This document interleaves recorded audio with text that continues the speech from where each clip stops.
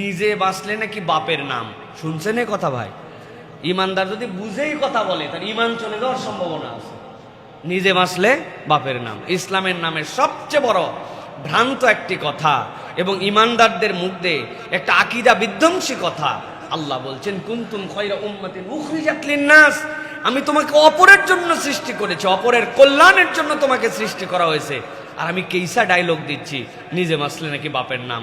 আল্লাহ রাব্বুল আলামিন বলছেন কু আনফুসাকুম ওয়া আহলিকুম নারা, নিজেও বাঁচো তোমার পরিবারকে বাঁচাও, আর আপনি বলতেছেন নিজে বাঁচলে বাপের নাম। কেমনি কি হলো?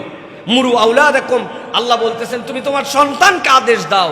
আলা কুল্লুকুম রাইন ওয়া কুল্লুকুম মাসউলুন আন রাইয়াতিহি, প্রত্যেকে তোমরা প্রত্যেকের অধীনস্থর ব্যাপারে জিজ্ঞাসিত হবে। আপনি কেমনে বলেন যে নিজে বাঁচলে বাপের নাম?